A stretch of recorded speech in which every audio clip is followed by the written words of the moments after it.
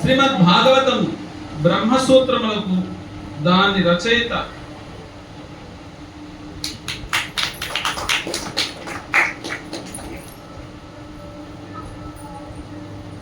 శ్రీమద్ భాగవతం బ్రహ్మసూత్రములకు దాని రచయిత చేతనే కూర్చబడినటువంటి సహజ భాష్యమై ఉన్నది.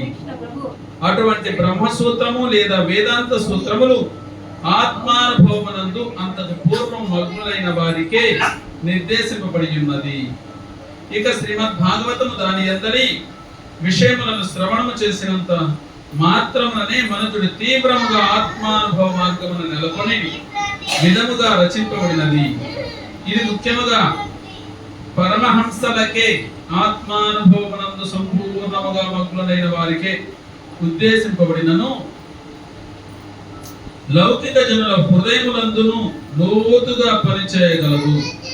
సాధారణంగా లౌకికులు ఇంద్రియ భోగానుభవమునందు అనురక్తులయ్యుందురు. అటువంటి వారు కూడా ఈ వేద సాహిత్యమునందు వారి భవరోగమునకు నివారణోపాయమును కనుగొనగలరు. సుఖదేవ గోస్వామి పుట్టుక నుండియే ముక్త పురుషుడైనట్టి వాడు కనుకనే అతని తండ్రి అయిన వ్యాసదేవుడు ఈ శ్రీమద్ భాగవతమును అతనికి బోధించెను. అట్టి శ్రీమద్ భాగవత రచనా కాలమును గూర్చి లౌకిక విద్వాంసుల యందు కొన్ని భిన్నాభిప్రాయములు గలవు. కానీ శ్రీమద్ భాగవతము అనుసరించియే ఈ గ్రంథము పరీక్షిత్ మహారాజు యొక్క దేహత్యాగమునకు పూర్వం మరియు శ్రీకృష్ణ భగవాని స్వధామాగమనమునకు పిదప రచింపబడినంతనుట నిశ్చయమైన విషయం. భారత వర్షమునకు రాజుగా పరీక్షిత్ మహారాజు ప్రపంచ పాలనను గావించు సమయమున అతడు కలిపురుషుని దండించి ఉండెను. శాస్త్రానుసారము మరియు జ్యోతిష్య గణన ప్రకారం కలియుగం ఆసన్నమై ఇంతవరకు 5000 సంవత్సరములు గడిచినవి.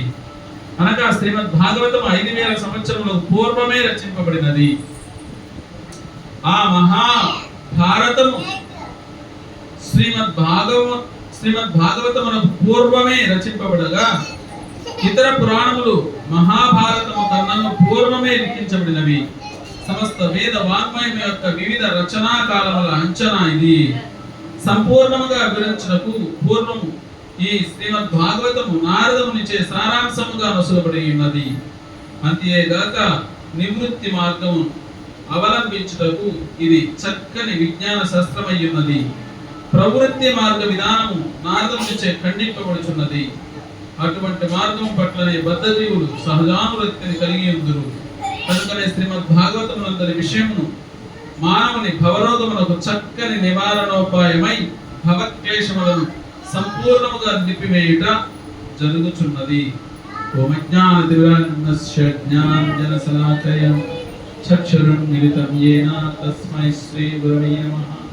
శ్రీ చైతన్యమనోభీష్టం స్థాపితం యేన భూతలే స్వయం రూప కథా మహ్యం దదాతి స్వపదాంతికం.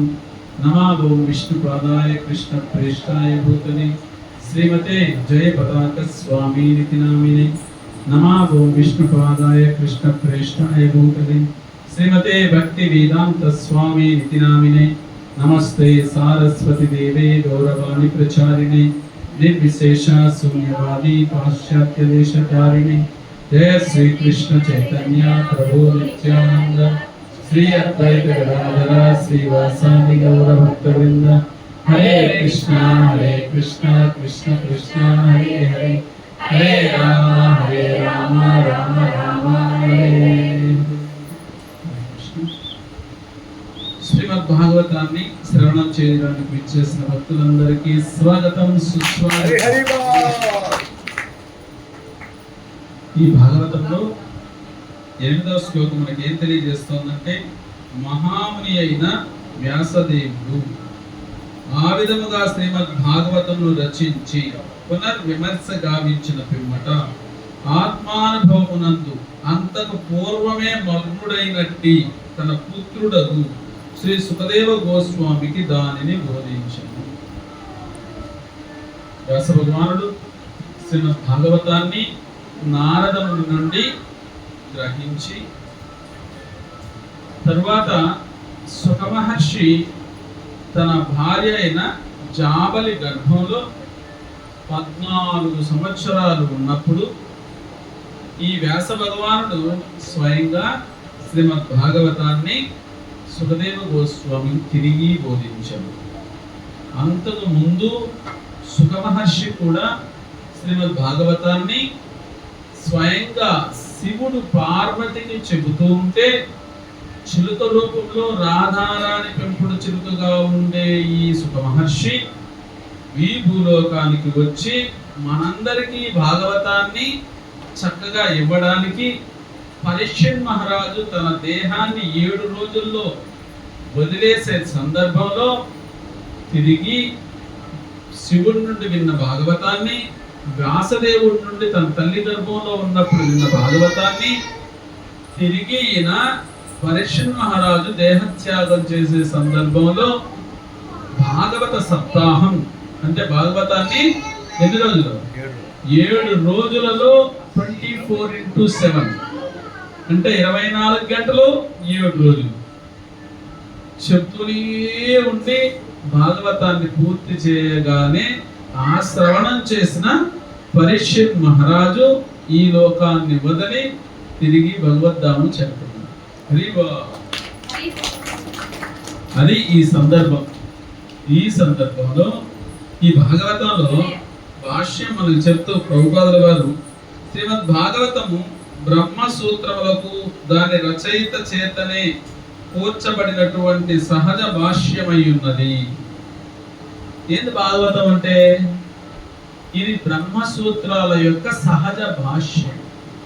మనము ఏదైనా శ్లోకం చదువు అంటాం కదా, భగవద్గీత శ్లోకం చదువుతాం, అది అర్థమవుతుందా? అర్థం కాదు. మళ్ళీ ఏం చదవాలి? దాని ప్రతి పదానికి అర్థం చదవాలి. అప్పటికి అర్థమవుతుందా? అర్థం కాదు. మళ్ళీ ఏం చేయాలి? దాని భావం చదవాలి. అప్పటికి అర్థమవుతుందా? అర్థం కాదు. మళ్ళీ ఏం చేయాలి? దాని భాష్యం చదవాలి. అప్పటికి అర్థమవుతుందా? కాదు. అప్పుడేం చేయాలి? ఆధ్యాత్మిక ప్రామాణిక గురు పరంపరలో ఉండే గురువు దరిచేరి ఇది నాకు ఈ సందర్భంగా ఎక్కడ వచ్చిందేం అర్థం కాలేదు, ఇది కొద్దిగా మాకు అర్థమయ్యేట్టుగా చెప్పండి అని గురుముఖా పద్మావాక్యం. భాగవతం ఎట్టినాలంట గురువు యొక్క ముఖతః వెలువడే పద్మం లాంటి వాక్యాలను వినగలిగితే నువ్వు దీన్ని చదివేయచ్చు. ఈ పుస్తకాన్ని భాగవతం ఇదేమి పెద్ద పనిగా చదివేది, మొత్తం కూడా గుర్తు కూడా పెట్టుకునేయచ్చు, మొత్తం కూడా ఇతరులకు చెప్పేయచ్చు, అని నువ్వు ఆచరించు. ఎందుకు? నీవు గురువు నుండి దీన్ని విన్నంత వరకు, గురువు ముఖతః శ్రీమద్ భాగవతాన్ని వినకపోతే నీవు దీన్ని విజ్ఞానంగా మార్చుకోలేవు. అర్థమైంది? చదివితే జ్ఞానం వచ్చేస్తుంది. జ్ఞానం విజ్ఞానం కావాలి అంటే, విజ్ఞానం అంటే తెలుసా? జ్ఞానం అంటే తెలుసుకోవడం, విజ్ఞానం అంటే ఆచరించడం. నువ్వు ఎట్టి పరిస్థితుల్లో ఆచరించాలి. అది ఇందులో రహస్యం. అందువల్ల గురువు ముఖతఃనే వినాలి. విని తరువాత నువ్వు చదువుకోవచ్చు. కొంత జ్ఞానాన్ని ఆర్జించి తరువాత దీన్ని నువ్వు మొదలుపెట్టి నేర్చుకోవడానికి అవకాశం ఉంటుంది. కానీ నేనేదో మ్యాథ్స్ సైన్స్ లాగా పుస్తకాలు చదివేసి ఆడేదో ఉండేదాన్ని ఇంకోరు చెప్పేసి అంత అయిపోయింది అనేదే ఇక్కడ కుదరదు. గురువు ముఖతః వినాలి. ఇదేమిటంటే ఇది వేదాంత సూత్రాల యొక్క భాష్యము. అందుకని శ్రీమద్ భాగవతంలో ఒక శ్లోకం ఉంది, నిగమ కల్పతరో గళితం ఫలం సుఖముఖాద్ అమృత ద్రవ సంయుతం పిబత భాగవతం రసమాలయం ముహురభో రసికాభూ బాహుక. ఓ రసికులారా, బాహుకులారా, నిగమ అంటే ఏంది? వేదాలు. వాళ్ళు గుర్తుపెట్టుకోవాలి. నిగమ అంటే కల్పతరోర్ గణితం ఫలం. కల్పతరోర్ అంటే నిగమ అనే వేదాలు అనే కల్ప వృక్షాలకు పండిన పండంట శ్రీమద్ భాగవతం. అది కూడా ఎట్లా పండు? గణితం ఫలం. గణితం అంటే చెట్టులోనే మాగిన పండు అంట. ఎక్కడ మాగాలి పండు? చెట్లోనే మాగాలి. అదైతే చక్కగా దానికి కావాల్సిన పోషకాలన్నీ ఇచ్చి మాగడం మనకి ఇస్తుంది. మనం ముందే కోసేస్తే దానికి రావాల్సినటువంటి లభించవు కాబట్టి అది మనకి పూర్తి రుచిని ఇవ్వలేదు. అందువల్ల నిగమ కల్పతరో గలితం ఫలం సుఖముఖాద్ అమృత ద్రవ సంయుతం. ఎవరి నుండి వస్తుంది, ఎవరి ముఖతః వస్తుంది భాగవతం అంటే సుఖదేవ గోస్వామి యొక్క ముఖతః వస్తుంది. ఎలా వస్తుంది? పిబత భాగవతం రసమాలయం. ఇదేంటి? అమృతం లాంటిది. మామిడి పండు అంటే నలిపేస్తే రసం ఎట్లా ఉంటుందా అలాగా చేసి ఇచ్చేసారండి సుకుమార్. జ్యూస్ తాగే సులభం కదా. లేదా మామిడి పళ్ళని తెచ్చుకొని పైన ఉండే తాడు తీసేసి దాంట్లో ఉండే టెంకలు తీసేసి పుచ్చిపైన తీసేసి మళ్ళీ జ్యూస్ చేసి తాగేదానికంటే జ్యూస్ ఇస్తా తాగు అంటే, లేదా మామిడి పళ్ళని నేను జ్యూస్ చేసుకుంటా అన్నట్టు. అందువల్ల భాగవతం అనేది వేదాంత సూత్రాల యొక్క భాష్యము. అటువంటి ఈ బ్రహ్మ సూత్రాలు లేదా వేదాంత సూత్రాలు, బ్రహ్మసూత్రం అన్నా వేదాంత సూత్రాలన్నా ఒకటే. వాటి యొక్క భాష్యము ఇప్పుడు చెప్తున్నాను. భాష్యం అంటే ఏందని? శ్లోకం అర్థం కాదు, ప్రతిపదార్థాలు అర్థం కావు, భావం అర్థం కాదు. భాష్యంగా ఉండేటప్పుడు కొంత అర్థం అవుతుంది. ఆ విధంగా భాష్యంగా ఇచ్చేసారంట. వేదాలంతటి సారాన్ని భాగవత రూపంలో మనకు లభించింది. వేదాన్ని చదవాల్సిన అవసరం లేదు. ఒక వేదం చదవడానికి 12 సంవత్సరాలు పడుతుంది. 4 వేదాలు చదవడానికి 48 సంవత్సరాలు పడుతుంది. మనం జీవించుండేది 100 ఏళ్ళు. 50 ఏళ్ళు నిద్రపోతాం, 50 ఏళ్ళు వేదాలు చదువుతాం. చివరిగా ఏముంటుంది?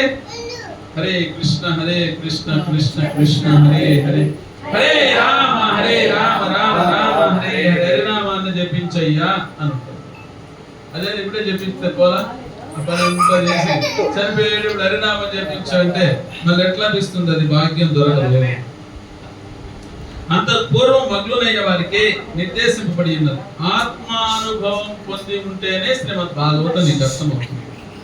ఇక శ్రీమద్ భాగవతం దాని అందరి విషయములను శ్రవణం చేసినంత మాత్రమే మనుషుడు శీఘ్రమే ఆత్మానుభవ మార్గమున నెలకొనగలడని భాగవత మహత్యం తెలియజేస్తారు. ఒకవేళ ఆత్మానుభావం ఉండే వాళ్ళే భాగవతం చదవాలి, అర్థమవుతుందని చెప్తూ వ్యాస భగవానుడు బలి అంటున్నాడు, శ్రీమద్ భాగవతాన్ని వింటే కూడా చాలు నువ్వు ఆత్మానుభవ స్థాయికి ఆత్మ సాక్షాత్కారాన్ని పొందగలవు అని మళ్ళీ చెప్పబడింది. ఇది ముఖ్యముగా పరమహంసలకే. పరమహంసలు అంటే ఆత్మానుభవమునందు సంపూర్ణంగా మగ్నులైన వారిని పరమహంసలు అంటారు. ఏమంటారు?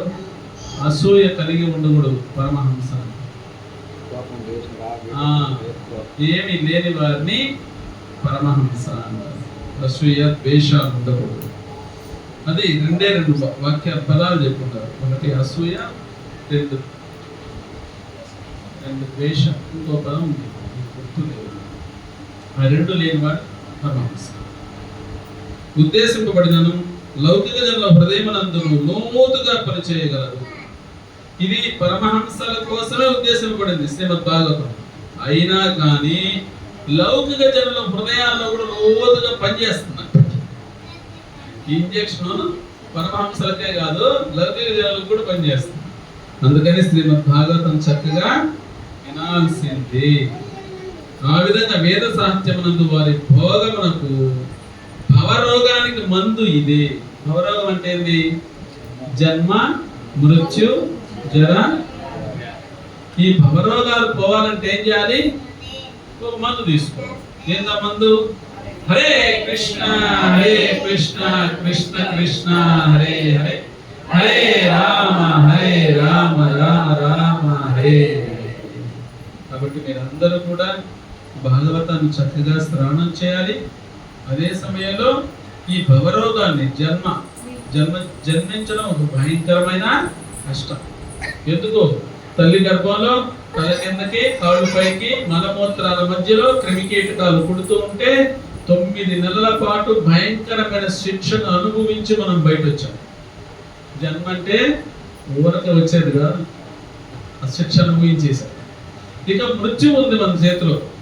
మనకి ఇంకేమేమి ఉన్నాయి? ఒక శిక్ష అయిపోయింది. మనకి ఏ శిక్ష అయిపోయింది? జన్మించే శిక్ష అయిపోయింది. ఇంకేమేమి ఉన్నాయి? మృత్యువు, ముసలితనము, రోగం. మృత్యు ఎలా ఉంటుంది అంటే 33,000 తేళ్లు ఒక్కసారిగా కుడితే ఎంత నొప్పో, ఈ ఆత్మ ఈ దేహాన్ని వదిలిపోయేటప్పుడు మనం అంత నొప్పిని స్వీకరించాలంట. ఒక తేలు కుడితేనే ఈదుగా పోయి డ్యాన్స్ చేసి ఊరంతా అక్కడ చేస్తాం. ఒకదానికే 33,000 తేళ్లు లెక్క కరెక్ట్గా చెప్తుంది భాగవతం. అప్పుడు ఆత్మ బయట వచ్చినప్పుడు అంత నొప్పిని అనుభవించాలి. లేదు దాన్ని తప్పించుకోవాలంటే ఏం చేయాలి? భక్తి చేయాలి. హరే కృష్ణ కృష్ణ కృష్ణ హరే హరే, హరే రామ రామ రామ హరే హరే. భగవన్నామం జపిస్తే ఎలా ఉంటుందంటే భక్తి లేనివాడు చనిపోతాడు, భక్తుడు చనిపోతాడు. మనం చూసినప్పుడు ఇద్దరు వరగానే ఉంటుంది. కానీ భక్తుడికి భక్తి లేనివాడికి చనిపోయిన తర్వాత జరిగే విషయం ఏంటంటే పిల్లి ఉంటుంది, దాన్ని ఎలుకను పట్టుకుంటుంది. కర్కశంగా నేను కూడా ఒక రోజు చూశాను. అటు వదులుతుంది పట్టుకుంటుంది, మళ్ళీ వదులుతుంది పట్టుకుంటుంది, దానికి రక్తం కారుతా ఉంటుంది, అది గిలగిల కొట్టుకుంటూ ఉంటుంది, మళ్ళీ పట్టుకుంటుంది. పిల్లి ఎట్ట పట్టుకుంటుందని రియల్గా నేను చూసి మీకు చెప్తున్నా. అదే పిల్లి ఉంటుంది, దాని పిల్లను కూడా పట్టుకుంటుంది. పిల్లి పిల్లని అది కూడా చూశాను, నోటితో అట్టే పట్టుకో, అదే దంతాలే, కొద్దిగా కూడా దానికి నొప్పి తగదు. పిల్లి పిల్లకి అట్టే పట్టుకొని 7 ఇళ్ళు మారుస్తుంది. నీకు ఏది నచ్చితే ఇంట్లో ఉండిపోని చెప్పు. ఆ పిల్లలకి అలా అక్కడక్కడ ఆడే ఉండిపోతాయి. ఆ విధంగా భక్తి చేసేవాడిని వాడి ఆత్మ బయట వచ్చేటప్పుడు 33,000 తేళ్లు కుడితే ఎంత నొప్పి అంత అనుభవించకుండా ఇంకొక దేహానికి సులభంగా తన పిల్లను మార్చిన రీతిలో మార్చుకోవచ్చు. భక్తి చేయలేదా? ఎలుకను పట్టుకున్నట్టే మన భక్తి. అప్పుడు కూడా మారుతాం వేరే దేహానికి, కానీ పిల్లి ఎలుకను పట్టుకున్న రీతిలో మారుతాం. ఏది కావాలి మనకి? ఆ రూపంలో మారేది. అది భక్తి మనకు నేర్పించేది. జన్మ అయిపోయింది, మృత్యు అయిపోయింది. ముసలితనంలో బాగా చదువుతాను, అర్థాలు వచ్చినాయి, కళ్ళు కనబడు, చెవులు వినబడవు. అదే సమయంలో నడిచి రావాలంటే కాళ్ళు పనిచేయవు, చేతులు ఏదైనా పట్టుకోవాలంటే వణికిపోతాయి. అంటే ముసలితనంలో నువ్వేమీ చెయ్యలేవు. వాడిపోయిన పుష్పాలన్నీ అనుకుని వచ్చాను అనుకున్నాను, దేవుడికి పెట్టండి అని. ఇక పిచ్చి పెట్టిందా? ఈ వాడిపోయినట్టు ఎవరైనా పెడతారా అంటారా? అంట బాగా వాడిపోయిన ముసలాళ్ళని దేవుడు భక్తి చేయమంటారు మన జనాలు. అర్థమైందా? వాడిపోయింది అనుకో పుష్పము, దాన్ని భగవంతుడికి పెట్టకూడదు. అదేవిధంగా మన వాళ్ళు అంటుంటారు చిన్నపిల్లలు. ఇప్పుడు కుమార ప్రభు చెప్తాడు వాళ్ళ అబ్బాయికి శ్లోకాలు నేర్చుకో. వాళ్ళ తాత ఉంటే చెప్తాడు, ఇప్పుడే ఇంటికి రా పిల్లోడికి, నాలాగా ముసలోడు అయినా చేస్తాడు. కానీ ఆ ముసలోడు అయినాక ఏం చేస్తాడు? మంచం పట్టుకో అంటాడు. రోగాలన్నీ ఉంటాయి, ఆ రోగాలతో సతమతం అవుతూ ఏమి చెప్పినా వాడికి అర్థం కాదు. చెవులో సంఖ ఊదినా కూడా ఏర్పడదు, తిరిగి చెప్పలేడు. కాటికి కాడు చాపేసి ఉంటారు, పోయేదానికి రెడీగా ఉంటారు. వాళ్ళే చేయగలరు. అందువల్ల యువకులుగా ఉండేటప్పుడే చిన్నప్పటి నుండే ప్రహ్లాదుడు చెప్తున్నాడు, కౌమారే తాచరేత్ ప్రజ్ఞో ధర్మాన్ భాగవతాన్ ఇహ దుర్లభం మానుషం జన్మ తదపి అద్రువం అర్థదం. కౌమారే చిన్నప్పటి నుండే నన్ను చూడండి, నేర్చుకోండి. నన్ను చూసి నేను తల్లి గర్భంలో 7వ నెల నుండే భాగవతం విన్నాను. నారదులు చెప్తూ ఉంటే హరివో ఈ విధంగా వినండి, జాగ్రత్త. ఎప్పుడు ముసలితనం వరకు వెయిట్ చేయకూడదు, ఎప్పుడు చనిపోతామో తెలియదు. దానికి జవాబు ఒకటే, ఏమయ్యా ఇప్పుడు ఎందుకు మనం చేయొచ్చు కదా అంటే, రేపు వరకు బతుకుంటావయ్యా అని అడగాలి. ఎవరు చెప్పారు బతుకుంటారు? పరీక్షలు మహారాజు బతుకుంటాడు అంత 7 రోజులు. ఎందుకు తెలుసా? ఆయనకి శాపం వచ్చిందే. 7 రోజుల తర్వాతే నువ్వు చనిపోవాలి. మనల్ని ఎవరైనా శపించారా? 100 ఏళ్ళ తర్వాతే నువ్వు చనిపోవాలి. శాపం కానీ వచ్చేసి ఉంటే ప్రాబ్లం. మనల్ని ఎవరు శపించలా. మనం ఏంటి మరం అంటే ఎప్పుడైనా ఎక్కడైనా ఏ సమయంలో అయినా ఈ దేహాన్ని వదలడానికి రెడీగా ఉన్నారు. అవునా కదా? లేదు నేను 100 ఏళ్ళే బతుకుంటానని ఎవరు ఉంటే చేతులు ఎత్తారు. లేదు, వెళ్ళిపోవాల్సిందే ఎప్పుడైనా. అది తెలుసు కూడా ఇప్పుడు వారం రోజుల్లో చనిపోతాను అని పరీక్షిత్ మహారాజు తెలుసుకొని శ్రీమద్ భాగవతాన్ని చక్కగా వింటూ ఉంటే మనం ఇంకా ఎమర్జెన్సీ ఫెలోస్. మనం ఎప్పుడు ఏ క్షణంలో అయినా చనిపోగలిగిన వాళ్ళు. మనం ఇంకెంత బాగా వినాలో చూడు భాగవతం. 7 రోజులైనా ఓపికగా వింటాడంటే మనం ఎప్పుడైనా ఎక్కడైనా ఏ సమయంలో చనిపోవాలి కదా, మనం ఇంకెంత శ్రద్ధగా వినాలి భాగవతాన్ని. మనం ఇంకా సీరియస్ గా వినాలా లేదా? ఎంత సీరియస్ గా వినాలంటాడంటే మన ఆచార్య ప్రభుపాదులు వారు ఇన్సెంటివ్ కేర్ లో పెట్టుంటారు కదా, ఎమర్జెన్సీ వార్డ్ మొత్తం ఆక్సిజన్ ఐసీయూలో ఉంటాడు. ఐసీయూలో ఉంటాడో పోతాడో మృత్యువు అక్కడ నుండి వెళ్ళే ప్రదేశం అది. ఆ ప్రదేశంలో పడుకొని ఉంటాడు పేషెంట్. డాక్టర్ వస్తాడు, నవతా పోయి ట్రీట్మెంట్ ఇస్తాడా? ఆయన కూడా సీరియస్ గా పోయి ట్రీట్మెంట్ ఇస్తాడు. అక్కడ చూడడానికి నువ్వు పోతావు, నువ్వు నవ్వుతావా? నువ్వు కూడా సీరియస్ గా చూస్తూ ఉంటావు.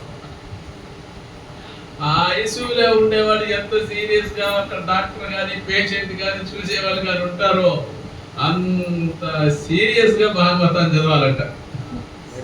ప్రసాదం తినే వరకు ఉంటామో పోతామో తెలియదు. కాబట్టి నేను భాగవతం చెప్తాను, వినాల్సిందే. వినేసి చనిపోతే కూడా అదృష్టం నాకు, వింటాను. అంత జాగ్రత్తగా వినగలగాలి. మనమేమనుకుంటాం ఎప్పుడన్నా? లేదు, నిండు 100 ఏళ్ళు బతుకుతాము ఆడి పర్వాలేదు. ఈ ప్రపంచంలో అతి విచిత్రమైన వార్త ఏంటని అడుగుతారు ధర్మరాజుని యక్ష ప్రశ్నలో. యక్షుడు అరణ్యవాసంలో 4 తమ్ముళ్ళు చనిపోయి ఉంటారు. ఆ నీళ్లు తాగి కోమాకి అయిపోయి ఉంటారు, పూర్తిగా చనిపోరు. ఈయన కూడా నీళ్లు తాగకపోతే తాగిన వాళ్ళంతా చనిపోయినారు, నువ్వు కూడా పోతావు. కానీ కొన్ని ప్రశ్నలు అడుగుతాను చెప్పు. యక్షుడు వస్తాడు, కొన్ని ప్రశ్నలు అడుగుతాను చెప్పు. ఆ ప్రశ్నలకు సమాధానం చెప్తే అప్పుడు మీ తమ్ముళ్ళు ఒక్కరిని బతికిస్తాను, నువ్వు కూడా బతకచ్చు, నీళ్ళు తాగచ్చు. సరే, ఫస్ట్ ప్రశ్న ఏమేస్తాడు తెలుసా? ఈ ప్రపంచంలో విచిత్రమైన విషయం తెలుసా అని అడుగుతాడు. చాలా విచిత్రమైన వార్త. అప్పుడు ధర్మరాజు చావు అని చెప్తాడు. ఎందుకయ్యా చావు విచిత్రమైన వార్త అంటే, మన పక్కింటి వాళ్ళు చనిపోతుంటారు, ఎదురింటి వాళ్ళు చనిపోతుంటారు, గ్రామంలో వాళ్ళు చనిపోతుంటారు, మన ఇంట్లో వాళ్ళే చనిపోతుంటారు. అయినా మనం అనుకుంటా ఉంటాం, నేను మాత్రం చనిపోను. ఏమనుకుంటాము? నేను మాత్రం చనిపోను. చూస్తూనే ఉంటాం. ఒక మేకలు ఒక 5 కట్టేసి ఉన్నారట, ఒక్కో దాన్ని నరుకుతా ఉన్నారు. ఫస్ట్ నరికారు 4, వాటికేసిన ఆకులు తింటా ఉంటాయంట. నన్ను నరకట్లే. ఈ 4 మేకలు తింటా ఉంటాయి ఆకులు. కొద్దిసేపు చూసిన తర్వాత ఇంకో దాన్ని నరికేస్తారు.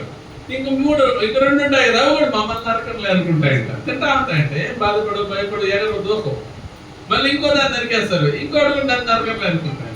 మన గతి కూడా అంతే. మేక వ్యవహారమే మందు కూడా. మన ముందే చనిపోతూ ఉంటే కూడా నేను చనిపోలే అంటామంట. ఎంత విచిత్రమైందో చూడు విషయం. కలియుగంలో ఇలాగా ఉంటారు.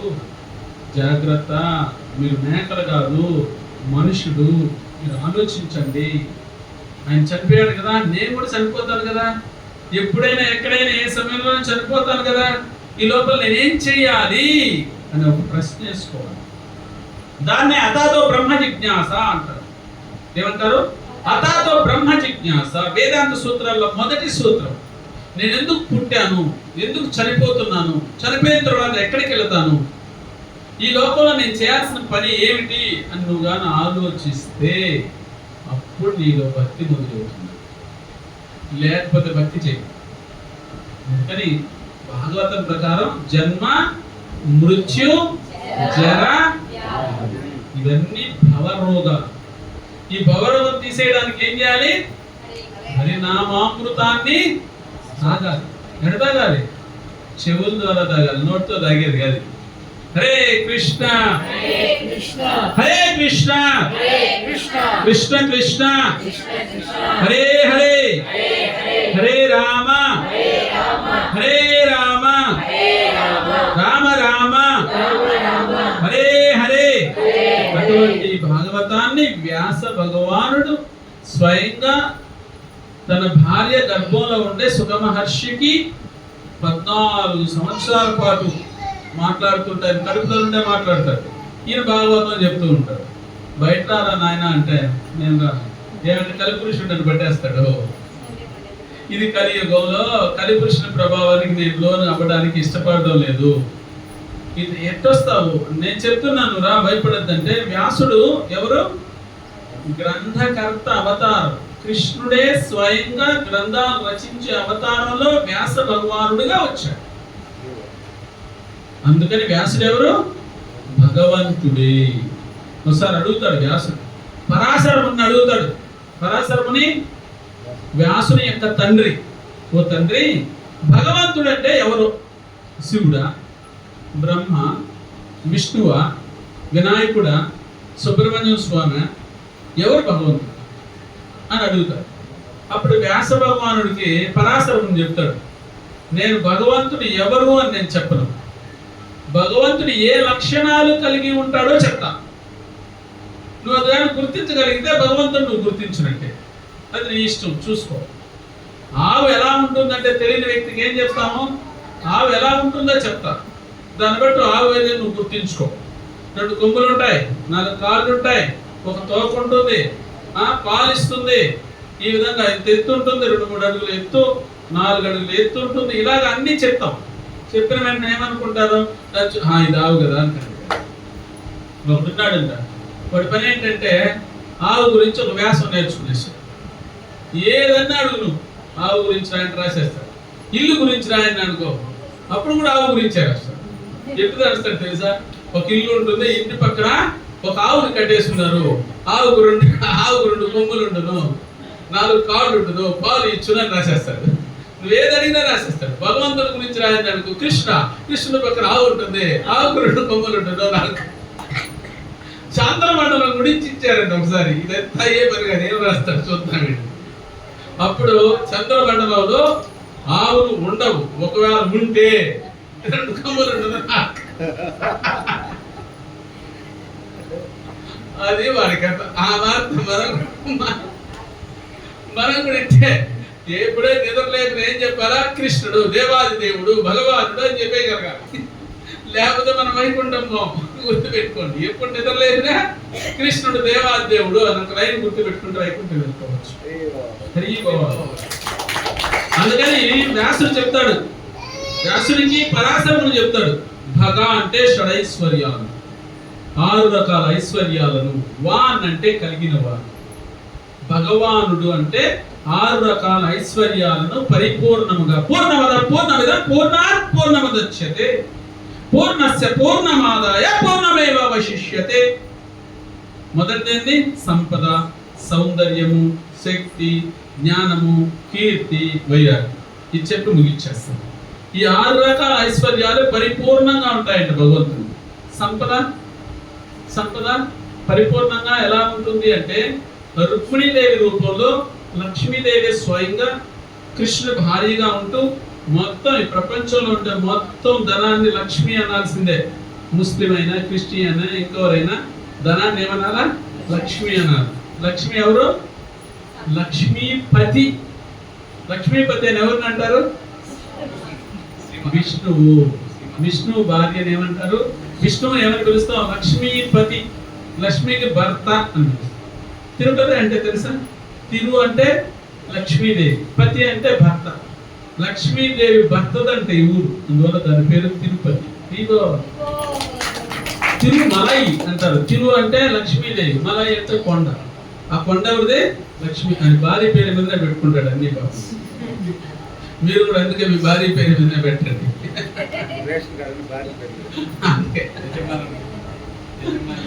యజమాని. ఆ విధంగా ఇక్కడ ఏం చెప్పాము ఇప్పుడు? భగవాన్ అంటే మొట్టమొదటిది సంపద, పరిపూర్ణమైన సంపద. మొత్తం నా భార్య అయిన లక్ష్మీదేవి దగ్గర ఉండే ధనం అంతా అది నా భార్యది కాబట్టి మొత్తం నాదే. నీ భార్య ఇది నీదని చెప్పుకోలేవా? కలియుగంలో చెప్పలేములేండి. మొత్తం నాదే అని చెప్తున్నాడు విష్ణువు. అందువల్ల సంపదలో ఆయన కంటే మించిన వాడు లేదు. నీ దగ్గర ఉంటే 10 రూపాయలని నాది అని ఇంకొకరంటే ఒప్పుకుంటావా? కానీ విష్ణు అనొచ్చు, లక్ష్మీదేవి రూపంలో నీ దగ్గర ఉంటే ఆ డబ్బు నాదే అని చెప్పచ్చు. అందుకని ఇక్కడ సంపద సౌందర్యం తీసుకోండి. అంతం ఎంత అందగాడు భగవంతుడు. కందర్పకోటి కమనీయ విశేష శోభం. 1,000,000 మంది మన్మధులు ఒక్కరైనా కృష్ణ అందానికి సరిరారంట. అంత అందగాడు కృష్ణ. 1,000,000 మంది మన్మధులు ఒకటిగా చేస్తే కూడా ఆయన అందానికి సరిరారని బ్రహ్మ సమితిలో బ్రహ్మ చెప్తున్నాడు. వేణుం కొడంతం రవింద దళాయతాక్షం గర్భావతం సమస్తాంబుద సుందరాంగం కందర్పకోటి కమనీయ విశేష శోభం గోవిందమాది పురుషం సంపద సౌందర్యం శక్తి చూడండి. పూతన రాక్షసుని 6 రోజుల బాలుడు అప్పుడు చెప్పాడు. 6 రోజుల బాలుడు పిల్లలప్పుడు మనం ఎలా ఉన్నాం మనకు తెలుసా? చిన్న పిల్లోడుగా ఉండేప్పుడు తన పూర్తి శక్తిని వినియోగించగల శక్తి కలిగిన వాడు భగవంతుడు. 2వ తరగతి 7 సంవత్సరాల బాలుడు ఎడమ చెయ్యి చిటికిన వేలుతో గోవర్ధనగిరి పర్వతాన్ని ఎత్తాడు. మనం అంత గుండు పెడితే ఎత్తలేం. గోవర్ధనగిరి పర్వతాన్ని ఎత్తాడు. అది భగవంతుడు అంటే. అర్థమైందా? పూర్తి శక్తిని కూడా ఎప్పుడైనా వినియోగించగలిగిన వాడు కృష్ణుడే. ఇది చెప్తూ ఉంటే వింటా ఉన్నాడు ఆయన వ్యాసుడు. పరాశరుడు చెప్తూ ఉన్నాడు. ప్రతి పదానికి కృష్ణుడే కృష్ణుడే అని చూసుకుంటా వస్తాను. సంపద సౌందర్యము శక్తి జ్ఞానం తీసుకోండి. జ్ఞానం ఏం చేశాడు? యుద్ధం కొట్లాడుకుంటున్నారు. ఎవరు? పాండవులు. మధ్యలో వినాడు. ఏం చెప్పినాడు? ధర్మక్షేత్రే కురుక్షేత్రే సమవేతాయుత్సవః మామకాః పాండవాశ్చైవ కిమకుర్వత సంజయ. అక్కడ మొదలు పెట్టాడు. ఇద్దరు పక్కింటి వాళ్ళు కొట్లాడుకుంటాడు. మధ్యలో పోయి భగవద్గీత చెప్ప చూద్దాం నీ వల్ల అయితే. 18 అక్షోహిణుల సైన్యం ఆ మధ్యలో నిలబెట్టి భగవద్గీత చెప్పాడు. ఎంత జ్ఞానిగా ఉంటే చూడండి. మీరు అర్థం చేసుకోండి. ఇద్దరు కొట్లాడుకుంటా మనవద్ద కొట్టేస్తారు అనుకుంటున్నారు. అప్పుడే పోయి చెప్పాలి భగవద్గీత. నిజంగానే చెప్పాలి. భగవద్గీత ఎత్తుకొని పరిగెత్తాలా? ఒక్క నిమిషం ఉన్నాడు చెప్తూ ఉంటాను. ఎప్పుడన్నా హరే కృష్ణ జపం చేస్తాను అనుకో, భార్య భర్తకి ఇష్టం లేదు, కొట్టడానికి వచ్చాడు అనుకో, హరే కృష్ణ అని అనుకో, మనం అదనం ఇంకా పొట్టేడుగా మాట్లాడతాం, మనం అనుకుంటారు. టెక్నిక్ తెలిసి పెట్టుకున్నారు ఏం చేయాలి. నిజంగా అనంటే కానీ వాళ్ళు ఏమన్నా అంటే మన నాకు చెప్పండి. రామబాణలాగా భగవంతుని నామం ఎవరు ఏం చేయరు. భగవంతుని నామం అంత శక్తి ఉంటుంది. అందుకని సంపద సౌందర్యము శక్తి జ్ఞానంలో భగవద్గీత భాగవతం ఇచ్చిన జ్ఞానం కంటే భగవంతుడు ఇంకేమి ఎవరు ఇవ్వలేదంటే. ఇంకా కీర్తి ఇస్కాన్ తీసుకోండి. ప్రపంచమంతా కృష్ణుడి దేవాదేవుడిని చాటడానికి ఒక్క సంస్థ చాలు. వేదాలు కృష్ణుడి దేవాదేవుడు అని చెప్తున్నాయి. ఉపనిషత్తులు కృష్ణుడి దేవాదేవుడు అని చెప్తున్నాయి. పురాణాలు కృష్ణుడి దేవాదేవుడు అని చెప్తున్నాయి. భగవద్గీత కృష్ణుడి దేవాదేవుడు అని చెప్తుంది. భాగవతం కృష్ణుడి దేవాదేవుడు అని చెప్తుంది. రామాయణం లాంటి గ్రంథాలు అన్ని కృష్ణుడి దేవాదేవుడు అని చెప్పడానికే ఉన్నాయి. వీటి పని అది. దీన్ని చదివి నాకేం చెప్పాలా? వినాయకుడు దేవాదేవుడు అని చెప్పకూడదు. కృష్ణుడు దేవాదేవుడు. వాసుదేవ సుతం దేవం కంస చాణూర మర్దనం దేవకి పరమానందం కృష్ణం వందే జగద్గురు. విష్ణు వందే జగద్గురు అన్న, వినాయకు వందే జగద్గురు అన్న. వ్యాస భగవానుడే వచ్చాడు. ఆయనే చెప్తున్నాడు. ఆయన చెప్పింది నమ్మాలి. అవునా కాదు? అదే సంపద సౌందర్యము శక్తి జ్ఞానము కీర్తి వైరాగ్యం చూడండి. 16,108 మంది భార్యలు ఒక్కసారిగా వదిలేసి నేరుగా కృష్ణుడు గోలోకంలో. ఒక భార్యను వదిలేసి వచ్చినారంటే ఫోన్ అప్పుడే, ఎక్కడ ఉన్నావు ఏం చేస్తావు. ఒక భార్య ఉండేది. 16,108 మందిని ఒకసారి కృష్ణుడు చూశాడు. రాసలీల జరుగుతోంది. గోపికలందరూ అనుకున్నారంట కృష్ణుడికి మన వల్లనే ఆనందం వస్తుంది. వెంటనే అక్కడ నుండి రాధారాణి తీసుకొని వచ్చేసాడు. వాళ్ళందరూ చూసుకొని కృష్ణుడు ఎక్కడ కృష్ణుడు ఎక్కడ అంతా ఏడుస్తున్నారంట. మన వల్ల కృష్ణుడికి ఆనందం వస్తుంది అనుకున్నాము, కృష్ణుడు లేకపోవడం వల్ల మనకే దుఃఖం వచ్చింది ఇప్పుడు అని కనుక్కున్నారు అన్నమాట. మళ్ళీ అనుకునే పోతున్నారు, ఎతికారు కృష్ణుడు ఎక్కడ అని. 4 పాదాలు ఉన్నాయంట. రాధారాణి నుండి కృష్ణుడు అడుగులు పోతూ ఉంటే పట్టుకొని పోయినాడు. కొద్ది దూరం వెళ్ళిన వెంటనే రాధారాణి అనుకునిందంట, చూడు 16,108 మంది కృష్ణుడు నన్నట్టే ఇష్టపడుతున్నారు, అందువల్ల నాతో వచ్చాడు అనుకునింది. చక్కగా ఆయన వదిలిపోయాడంట. ఇంకంతా తూడియాలు కుండి ఏడ్చుకుంటూ ఉంది. ఏడ్చుకుంటూ ఉంటే గోపికలు అందరూ వచ్చారు. 16,000 మంది వచ్చారు. ఎక్కడ కృష్ణుడు అన్నాడు. ఇంకెక్కడ కృష్ణుడు? మీరేమనుకున్నారంట? నేను అనుకున్నా అని వెళ్ళిపోయాడు. అవునా, నేను అందరం కలిసి వెతుకుతామంట. 2 పాదాలు 2 అడుగులుండే వెతుక్కుంటూ పోయారంట. కృష్ణుడు త్రిభంగిమ రూపంలో వేణువులు ధరించి చక్కగా వేణువులు ఊదుకుంటున్నాడంట. అక్కడ జింకలు, కుందేళ్ళు, నమళ్ళు అన్ని నాట్యం చేస్తున్నాయి. ఇప్పుడు అందరూ చూశారట, మనం ఎంత మూర్ఖులం. భగవంతుడు ఆత్మారాముడు. ఆత్మారాముడు అంటే అర్థం తెలుసా మీకు? తనకు తానే ఆనందాన్ని పొందగలడు, ఎవ్వరు ఆయనకి అవసరం లేదు. ఈ తిరుచానంతా రాజా ప్రభుకి ఇచ్చేద్దాం అనుకో, నువ్వు ఒకడే ఉండంటే ఆయన ఉండగలరా? పిచ్చిపెట్టు ఊరేసుకొని చనిపోతాం. ఆస్తులు ఉండేటివన్నీ ఇచ్చేసినప్పుడు ఒంటరిగా కొట్లాడేదానికి భార్య కావాలి, తిట్టేదానికి కొడుకు కావాలి. ఇదే పని మనకి కలియుగంలో. కాబట్టి వీళ్ళెవరు లేరే, నేను ఎవరితో కొట్లాడాలా, ఎవరు తిట్టాలా, నా గత ఏంది, ఇచ్చి వచ్చేస్తా.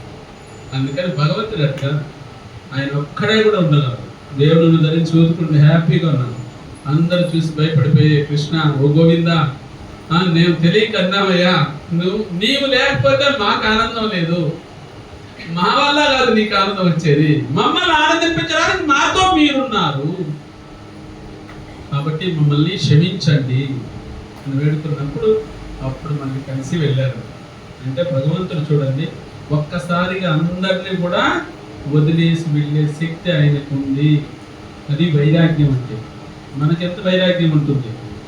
చనిపోయేటప్పుడు కూడా భార్య భార్య కృష్ణ అన్నో భార్య భార్య అని చనిపోయామనుకో, మళ్ళీ వచ్చే జన్మలో ఏం కొడతాను తెలుసా?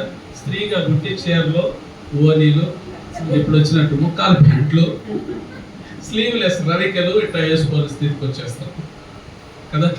కాదు, తాటకి యొక్క వంశం వాళ్ళు అంటే వాళ్ళందరూ, మోకాళ్ళ పైకి డ్రెస్ ఉండే వాళ్ళందరూ కూడా తాటకి వంశానికి చెందిన. టెన్నిస్ వాళ్ళు చూడండి, మోకాళ్ళ పైకి వేసుకుంటారు. వీళ్ళంతా తాటకి వంశానికి చెందిన స్త్రీలు. మీరు తాటకి వంశానికి చెందిన స్త్రీలుగా ఉంటారు. సీతాదేవి లాగా నిండుగా చీర ధరించి చక్కగా సీతాదేవి వంశానికి చెందిన వాళ్ళు అవుతారు. అది మీ ఇష్టం. అర్థమైందా? మన పిల్లలు అయితే యూత్ జయద్రథుడి కటింగ్ చేస్తున్నారు. తెలుసా జయద్రథుడు అంటే ఎవరు? ఎవరికైనా తెలుసా? జయద్రథుడు అంటే ఎవరో తెలుసా? కౌరవులు ఉన్నారు కదా, 100 మందికి ఒకే ఒక చెల్లెలు ఉంది. వాళ్ళ పేర్లన్నీ దూతోనే వస్తాయి, దుర్మార్గులు కాబట్టి. దుశ్శాసనుడు, దుర్యోధనుడు, దుశ్శల పేరు దుశ్శల. ఆ దుశ్శల భర్త పేరు జయద్రథుడు కదా. పాండవుల యొక్క భార్య పేరు ద్రౌపది. ద్రౌపది ఈ దుశ్శల భర్తకి ఏమవుతుంది? చెల్లెలు అవుతుంది. అరణ్యవాసంలో ఉంటే ద్రౌపది అందానికి మోహితుడై నీళ్లు తేవడానికి వెళ్ళుంటే ఆమెను ఎత్తుకొని రథం మీద వేసుకొని వెళ్ళిపోతాడు. ఎవరు? జయద్రథుడు. చెల్లెలు ఎత్తుకుపోయే రకం. ఆ రకంలో ఉన్నప్పుడు భీముడు అర్జునుడు చూసి వెంటనే ఆయన తరుముకొని పోయి పట్టుకొని ప్రాణాలతో తెచ్చి ధర్మరాజు కాళ్ళ దగ్గర పడేస్తారు. వీడి చెల్లెడు భర్త కదా, వీడిని చంపాలనా చంపకూడదా, ఏం చేయాలో నాకు అర్థం కాలేదు, ఈయన పనికిరా పని చేశాడు అని వేస్తే ధర్మరాజు ధర్మంగా చెప్తాడు, ఎంతున్నా చెల్లెల భర్త కదా, వాడు వదిలేయండి అంటాడు. కానీ వదలడానికి లేదు, ఇంత పెద్ద తప్పు చేశాడు వీడు అంటే.